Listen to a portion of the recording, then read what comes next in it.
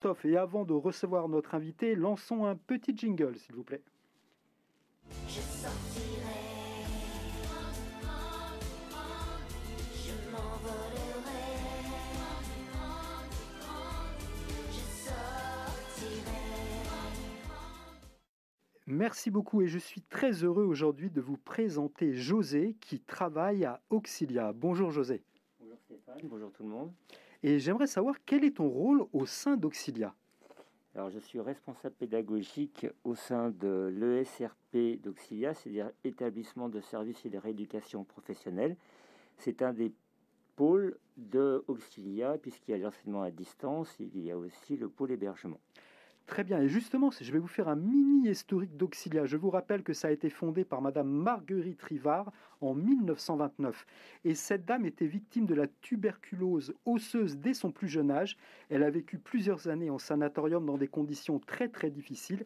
Et à sa sortie, elle a décidé de faire des cours par correspondance pour les tuberculeux.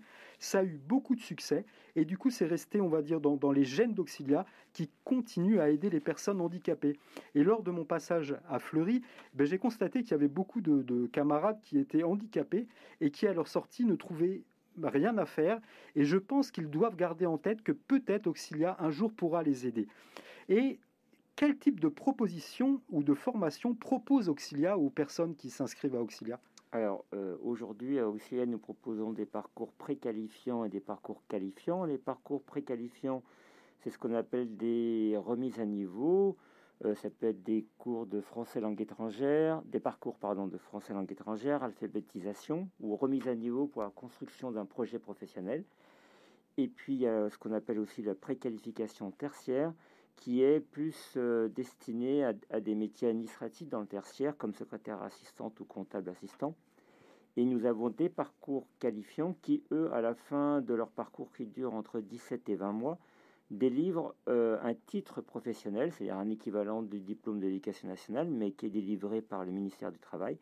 Et nous dispensons comptable assistant, secrétaire assistante et employé administratif et d'accueil.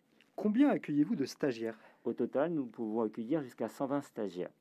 Et quel est le taux de réussite ? Nous sommes au-delà de 80%, ça va dépendre des parcours. Il y a des parcours comme les comptables, nous sommes à 100%. Oh. Et oui, nous avons une belle réussite aussi. Et secrétaire assistant, je crois qu'on est autour de 90%, et pareil, à peu près pareil pour les employés administratifs. Oh, alors chers auditeurs, vous voyez qu'avec Auxilia, on ressort gagnant. Donc n'hésitez pas à aller voir notre site internet. J'ai vu que vous proposez également des ateliers d'art plastique et de théâtre. Pourquoi ces choix ? Alors, en fait, ces ateliers d'art plastique et de théâtre sont dispensés dans les parcours préqualifiants.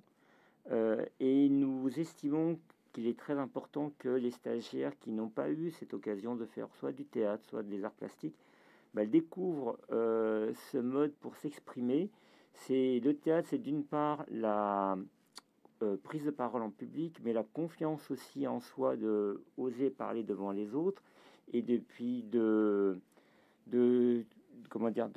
garder sa gestuelle, de faire attention à l'expression non verbale. Et puis l'art plastique, c'est réellement un autre mode d'expression où en fait beaucoup de gens n'imaginaient pas qu'ils pouvaient s'exprimer par ce médium et puis faire de choses magnifiques. Et d'ailleurs, à la fin de chaque parcours préqualifiant, aussi bien en théâtre qu'en art plastique, nous faisons une représentation théâtrale des stagiaires et un vernissage du travail que font les stagiaires. Super. Et comment se passent les formations actuellement en temps de Covid ? Ça fluctue un peu tous les mois. En fait, nous avons pris comme toute la France subitement le premier confinement. Donc du jour au lendemain, nous sommes passés au distanciel, ce que nous n'avions pas l'habitude, ni nos stagiaires. Mais nous nous sommes adaptés. Nous avons mis en place beaucoup d'accompagnement par visio avec ordinateur ou téléphone. Nous avons des stagiaires qui n'ont travaillé qu'avec un téléphone portable. Donc c'est absolument admirable. Nous formateurs, nous accompagnons vraiment de très très près les stagiaires dans ces moments-là, parce que nous savons que le télétravail n'est pas quelque chose d'aisé pour nos stagiaires. Et aujourd'hui, en fait, on est un mix présentiel et distanciel. et on suit les directives du gouvernement. Le jour où ils nous disent que ça va bien, eh ben, on revient en présentiel. Quand ça va moins bien, eh ben, on retourne en distanciel. Ça va bientôt s'améliorer. Nous Alors, l'espérons tous. je crois que nous avons une deuxième invitée par téléphone. Bonjour Annabelle. Bonjour. Alors Annabelle, si je ne me trompe pas, tu as travaillé en prison avant d'intégrer Auxilia. Alors tout à fait, j'ai travaillé en prison, mais j'avais déjà intégré Auxilia en fait. D'accord. C'était Et une mission pour Auxilia. très bien. Et quelle fonction exerçais-tu en prison justement? Alors j'ai participé au développement d'un projet avec à l'époque une responsable pédagogique et ce projet s'appelait Réaliser votre projet professionnel.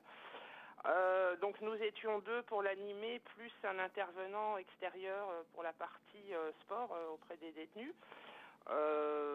Donc voilà, c'était des modules de 4 semaines. Nous intervenions toutes les 4 semaines auprès de 12 détenus, sachant qu'ils étaient plutôt proches de la sortie. Donc soit c'était de l'aide et du conseil sur leur projet professionnel, que ce soit une recherche d'emploi, une recherche de formation, avec tous les conseils et je dirais la mise en forme du CV, l'aide de motivation, voilà, entretien, et toutes les questions qui pouvaient se poser. Et puis nous travaillions à l'époque avec une conseillère Pôle emploi, ce qui permettait de faire une mise en relation plus rapide et de préparer leur sortie de manière plus efficace. Parfait. Et est-ce que tu as eu une appréhension quand tu es entré pour la première fois en prison? Non, pas vraiment. Alors si, l'appréhension des premiers jours, d'autant que le souvenir que je garde, le premier jour de ce projet d'intervention au groupe, c'était un jour où il neigeait, où personne n'était préparé. Je suis arrivée très en retard, toute seule. Voilà, c'était un souvenir mémorable, mais non, très belle expérience. Ah, super. Et quel conseil pourrais-tu donner aux détenus qui nous écoutent, justement, qui ont peut-être un handicap et qui voudraient éventuellement intégrer Auxilia? Parce que je pense qu'il faut commencer ces démarches tout de suite, il ne faut pas attendre. Oui, tout à fait. Je parle surtout pour les personnes qui sont en situation de handicap et qui n'ont pas effectué de démarche administrative pour faire reconnaître cette situation de handicap par l'intermédiaire d'une RQTH, une reconnaissance en qualité de travailleur handicapé.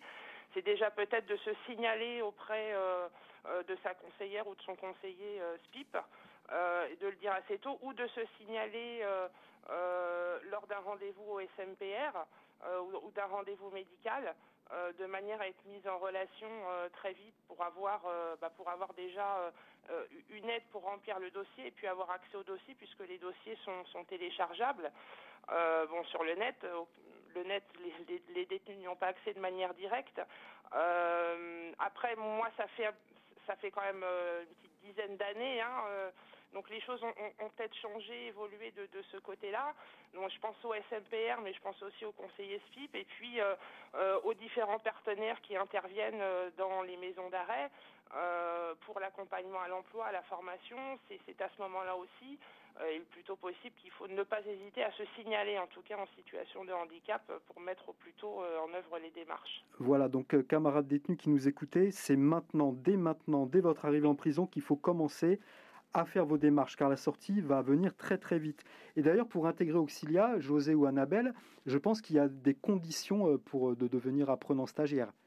Oui, effectivement, aujourd'hui, pour intégrer Auxilia ou quel que soit le ESRP, il faut avoir une RQTH. Alors, tu peux préciser, s'il te plaît? Alors, c'est RQTH, Annabelle vient de le dire, c'est la reconnaissance qualité travailleur handicapé. Merci Annabelle. Ok, super. Je pense que les auditeurs auront bien retenu. Et pour conclure, car il nous reste très très peu de temps, quel message aimeriez-vous laisser à nos auditeurs, José et Annabelle, s'il vous plaît? Alors, moi je leur dirais, gardez courage, armez-vous de patience, toujours, et restez actifs autant que vous le pouvez, travaillez si c'est possible, en prison, lisez, faites du sport, saisissez-vous de toutes les activités auxquelles vous pouvez prétendre, et puis apprenez, écrivez, nourrissez-vous de lecture et surtout gardez courage. Merci Annabelle. José? Oui, exactement. C'est-à-dire ne jamais lâcher l'espoir de pouvoir se reconvertir et de retrouver une vie normale. Et c'est vrai qu'Auxilia, aussi bien par l'enseignement à distance ou bien le SRP, c'est vraiment une opportunité et de se reconvertir avec un accompagnement très humain et très bienveillant et surtout une équipe qui est vraiment dédiée à ça et à aider tous les apprenants qui frappent à notre porte à retrouver confiance en soi et retrouver un métier. Merci beaucoup, José. Merci à vous. Merci à vous tous. Merci Stéphane, merci José, merci Annabelle. Voilà, effectivement, donc ne pas tarder à faire les démarches. Peut-être redire aussi que on n'a pas besoin. Il y a pas mal de types de personnes qui peuvent avoir une reconnaissance de travailleur handicapé. Donc voilà, il ne faut pas se dire c'est pour les autres, c'est pas pour moi, parce que c'est une vraie aide.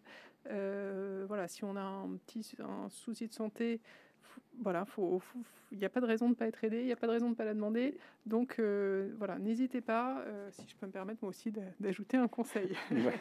Voilà, merci à tout le monde, merci à tous ceux qui nous ont appelés, merci à Annie, Liliane, Béatrice, Bruno, Michel.